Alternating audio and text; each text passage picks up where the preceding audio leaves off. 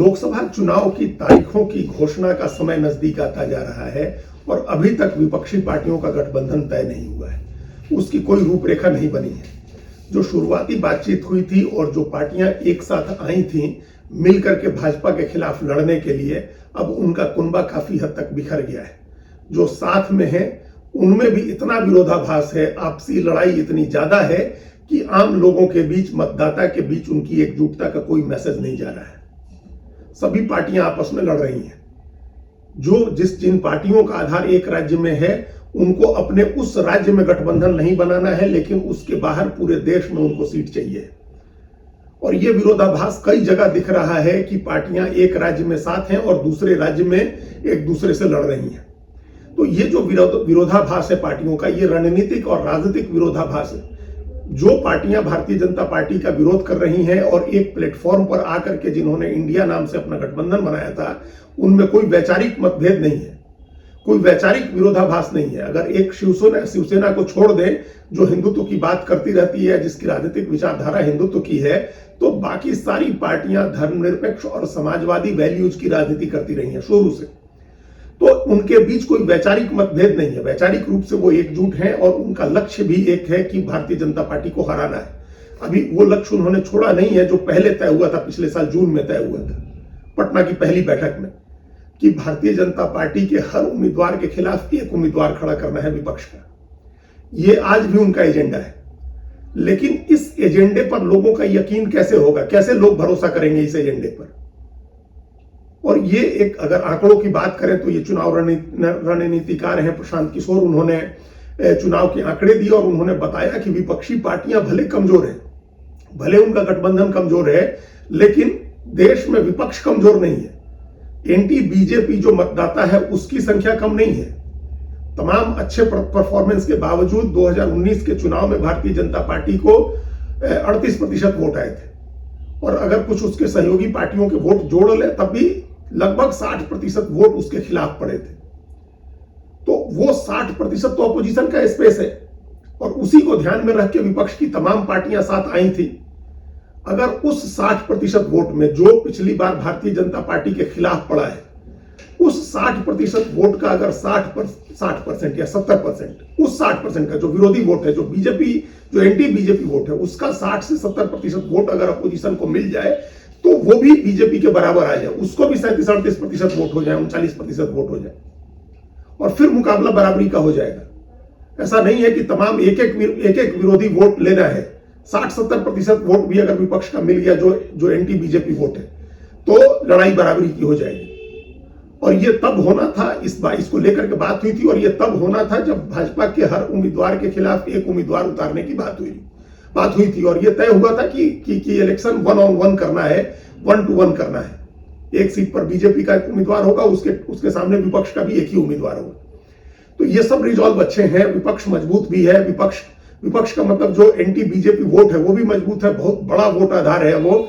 लेकिन उस वोट को लेने के लिए जो गठबंधन चाहिए है, जो प्रतिबद्धता चाहिए है और जो एकजुटता चाहिए है, वो नहीं दिख रहा है। उसकी बजाय या तो बिखराव है या विरोधाभास है तमाम पार्टियों में। अब एक एक करके पार्टियों की अगर बात करें कि उनके बीच में किस तरह का विरोधाभास है, अभी ममता बनर्जी ने कहा कि वो पश्चिम बंगाल में अकेले चुनाव लड़ेंगी।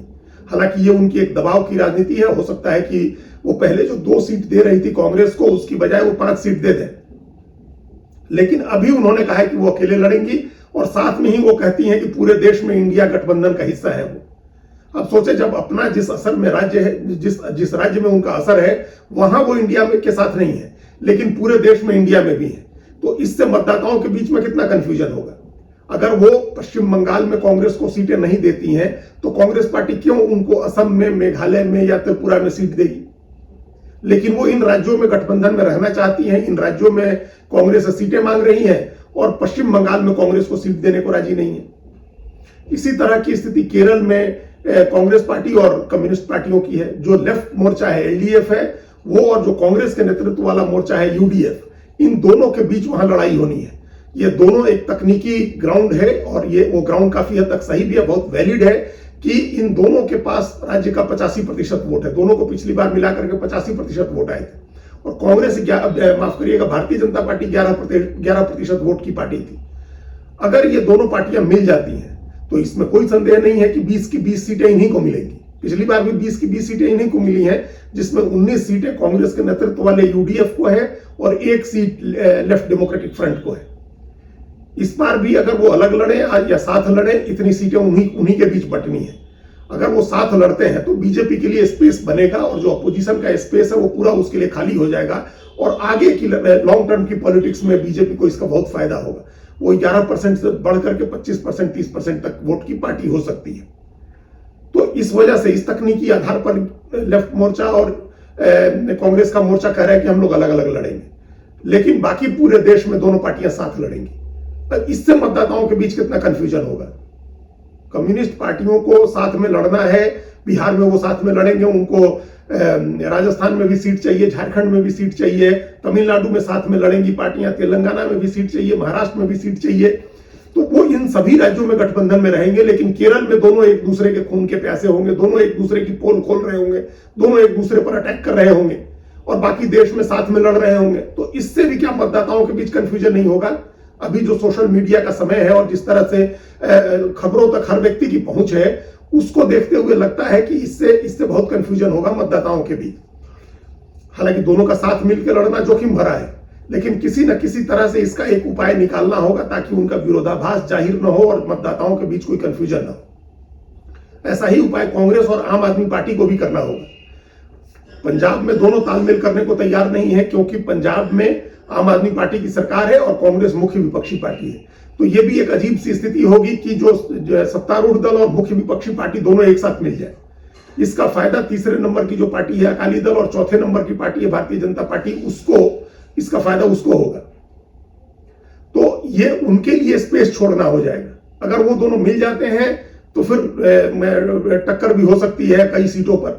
पिछली बार दोनों को मिलाकर के, अकाली दल और बीजेपी को मिलाकर के 4 सीटें थी, तो उनको ये सीटें बचानी है और बढ़ानी है।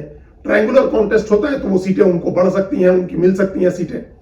तो लेकिन अगर पंजाब में आम आदमी पार्टी और कांग्रेस दोनों आपस में लड़ते हैं और दिल्ली में दोनों का तालमेल हो जाता है, तो फिर इसका क्या मैसेज जाएगा पूरे उत्तर भारत में और दूसरी जगहों पर भी? इसका मैसेज ये होगा कि दोनों पार्टियां बेवकूफ बना रही हैं जनता को, कि एक जगह आपस में मिलकर लड़ रहे हैं और दूसरी जगह एक दूसरे के खिलाफ लड़ रहे हैं। तो ये कंफ्यूजन होगा और इसका धारणा के स्तर पर पूरे प्रदेश में इसका मैसेज जाएगा। अगर बहुत कोहेसिव गठबंधन नहीं बनता है, बहुत मजबूत एकजुटता नहीं दिखाई देती है और अलग अलग राज्यों में इस तरह के विरोधाभास दिखते रहते हैं कि एक राज्य में साथ में लड़ रहे हैं और दूसरे राज्य में विरोध में लड़ रहे हैं। जैसे अभी सबने देखा कि किस तरह से समाजवादी पार्टी इंडिया का हिस्सा है, लेकिन वो मध्य प्रदेश में चुनाव लड़ रही थी, आम आदमी पार्टी राजस्थान में भी चुनाव लड़ रही थी विधानसभा के। तो इस कंफ्यूजन में नुकसान होता है अपोजिशन की पार्टियों को और इसका फायदा बीजेपी को होता है। तो इस विरोधाभास को दूर करना होगा। ये जो गठबंधन के अंदर के जो विरोधाभास हैं और जो चीजें हैं, जो सलवटें हैं, उनको दूर करना होगा। जब तक स्ट्रेट लाइन नहीं बनेगी, जब तक ये स्थिति नहीं होगी कि भारतीय जनता पार्टी के हर उम्मीदवार के खिलाफ विपक्ष का भी एक उम्मीदवार होगा, तब तक मतदाताओं के बीच कंफ्यूजन का मैसेज जाएगा और उसका अंततः नुकसान विपक्ष के गठबंधन को होगा।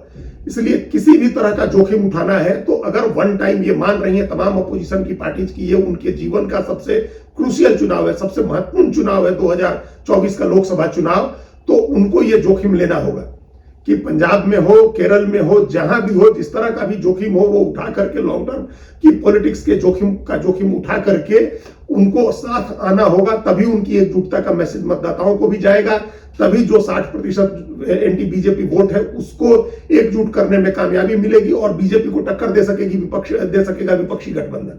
अन्यथा अगर एक राज्य में तालमेल और दूसरे राज्य में एक दूसरे के खिलाफ लड़ाई है तो फिर उससे मतदाताओं में कंफ्यूजन होगा, एंटी बीजेपी वोट में कंफ्यूजन होगा और बीजेपी को यह मौका मिलेगा कि वो ये धारणा बनवा सके कि ये अपोजिशन की पार्टियों में देखिए कितना विरोधाभास है और ये कैसे अभी आपस में लड़ रहे हैं, तो जीतने के बाद इनकी लड़ाई कितनी होगी। अगर ये जीत गए तो इनकी लड़ाई इसी तरह से होती रहेगी, फिर ये कैसी सरकार बनाएंगे। एक कमजोर और मिलीजुली सरकार होगी और उसके बरक्स फिर बीजेपी के मजबूत सरकार का नैरेटिव और जनता के दिमाग में बैठेगा। जो फेंस पर बैठे मतदाता हैं वो उसकी तरफ आकर्षित होंगे। इसलिए तमाम जोखिम उठा करके विपक्ष की पार्टियों को एकजुटता का मैसेज बनाना होगा, ये विरोधाभास दूर करने होंगे। धन्यवाद।